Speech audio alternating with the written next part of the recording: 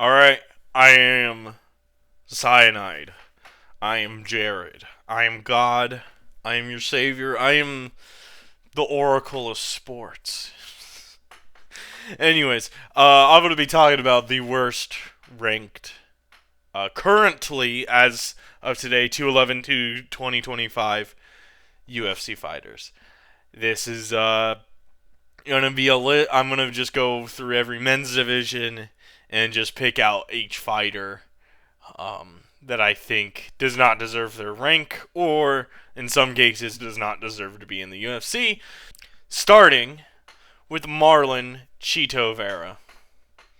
This guy only beats old heads and like garbage bantamweights, like trash skilled wise compared to other bantamweights. Only knows how to defend with his fucking face, apparently. Has power to, like, knock people out, but he just, like, doesn't know how to set himself up unless if he's facing, like, washed Dominic Cruz. So, like, and his feints kind of suck. He just throws feints and then, I don't know. Nobody ever falls for them because he sucks. Uh, yeah, unless if they keep finding him old heads to fight, he's eventually gonna have to fight. I think he loses to anybody that's below the age of 35 in this division. At least that's ranked. He loses to Umar. He gets annihilated by just about everyone. He gets annihilated by like even people like Kyler Phillips. Like, come on. Now on to lightweight. I'm skipping. I skipped flyweight, by the way. There are no frauds in flyweight. Flyweight's a fucking awesome division.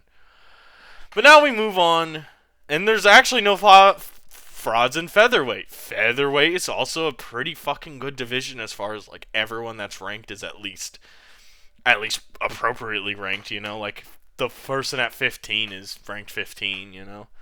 But now we move on to lightweights, and I gotta say, Michael Chandler does not really deserve a rank at this point. Like, why is this guy getting title eliminator after title eliminator when he fucking loses all of them? And he's not even like, I think the closest he's came to winning a title eliminator was against against fucking Poirier and Gaethje, who still beat him.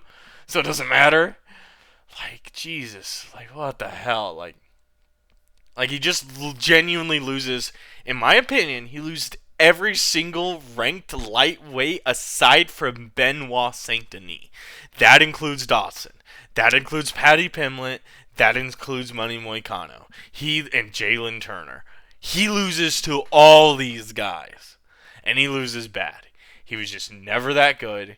Very bad fight IQ. Not good at making late fight adjustments. Entertaining, yes. I don't think being entertaining makes you deserving of a rank. I think he still deserves to be in the UFC because he's entertaining, but like, Jesus Christ. I mean, I guess, he's only lost to the top guys, but all I'm gonna say, put him against Paddy Pimblett. See what happens. That's all I'm saying. He's getting Dana White privilege. He might have the most Dana White privilege in the UFC. Like, even more than Connor ever had. Like, jeez Louise, man. We'll move on to welterweight. Colby Covington is the most obvious answer. He's part of the reason why I'm making this.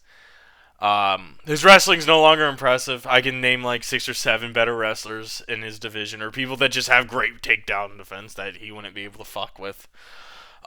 His volume fighting isn't as effective as it used to be, and also the scoring has changed. So him having no power is kind of a big deal now. Complete shell of his former self. Only maybe beats Wonderboy, who's also old as shit. Might be the worst ranked fighter in the UFC. Brutalized by Buck. If it wasn't for that doctor stoppage, I think he would have been finished in the 4th or 5th round, or we would have seen like a fucking 50-45, 50-44 fight. He just sucks. He just sucks. He's never really been that good. He's always been an old head hunter. Like Damian Maia, 75-year-old Damian Maia, and Tyron Woodley being so old and washed that he just broke his rib randomly in the fight, like from a takedown. Like, gee, like that's how he went. That's how he used to win fights, motherfucker. Like this guy had to be old heads and people that were literally just breaking trying to fight him. His fight. I'm not gonna pretend like his fights with Usman aren't classics though. So, or his fight with Masvidal was pretty fun. Now on to Paulo Costa of the middleweight division. We're moving straight on to middleweight. Paulo Costa, saddens me to say this. He used to be a fun fighter, kind of as a feint merchant. Kind of took the Colby Covington Marlon Vera route in hindsight, beating a lot of old heads. Has never been the same since losing to Izzy. Bad at making adjustments, and the division with too many great, hungry young guys that stylistically beat him. This is more of a never does enough to win by doing well against Rob and Sean at times. It just didn't look impressive enough. And, like, Sean kind of sleptwalked through that fight, and I'm going to be honest, he really only landed, like, that head kick, and then he landed like a really good right against Rob and did nothing else in that fight. And then against Sean, just landed a million leg kicks.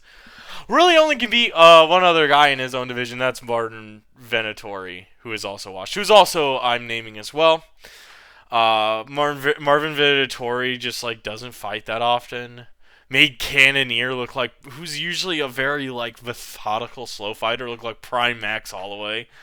I forget honestly he's in the UFC sometimes. He had to literally say the N-word for me to recognize him. He has to do that shit for attention now. Middleweight Marlon Vera with the chin. Like, his chin is generational. I'll give him that. He has a fucking top 15 ranked chin. Probably the best chin in middleweight fucking history. On to light heavyweight. Anthony Smith is so obvious. I don't want to spend too much time on him if I'm going to be honest with you. Because I don't hate Anthony Smith like at all. I'm not one of these guys that likes to shit on him. He's kind of a meme though. He's washed. Was really not that good. In his prime, light heavyweight was the worst. In its worst era competitively. On paper, the pound for pound GOAT though. I love Lionheart. GOAT! Anyways. On to the final division. This guy is the whole reason why I decided to make this video. Tai Tuivasa is easily the worst ranked fighter in the UFC. He doesn't get cut because he's epic. Oh, he does a shoey and he's cool and nope, don't care. He's been figured out. His fights are boring now because he's been figured out. When somebody gets figured out in heavyweight and they're no longer scared of them, and like you can just like, oh, this guy has great power, I'll just wait for him to throw something now and I'll just counter hit him or I'll wrestle him to death. Yeah, it's like fat heavyweight is kind of dead, and even like the other fat heavyweights are still there. It's like Derek Lewis has always been better than him. His win against Derek Lewis feels fluky now. All these new fat heavyweights like have fun being ranked 10 to 15 forever. And even like the other fat heavyweights have begun to lean up a bit, like Tybora's looking leaner now. After Gaziev got fucked up and gassed out in like round fucking 1, he now has leaned up and now doesn't look like he's gassing out as much. And back to Tai Tuivasa, he's kind of boring. Don't know if that picked up on the fucking mic. Thanks G2A, but yeah, he's kind of boring. Overrated with how fun his fights are. A lot of his most fun fights came from, like, people being better strikers than him and bringing the fight to him, or him getting finished really quickly. Overratedly fun to watch. Fat blob, waste of a UFC roster spot. The only person I legitimately think should be cut from the UFC that I put on this list. Was going to say Mick Parkin, but he has time to prove himself. I just don't think he's as special as people are putting him. Just because he trained with Tom Aspinall does not mean he's not going to get fraud checked by, honestly, like Gaziev. I think Gaziev, Shamil could fucking fraud check him. Anyways, hope you like this video. I mean, unless if you're a fan of one of these guys or one of these guys that's on this list, you probably liked the video. Hope you guys have a good day. Fart.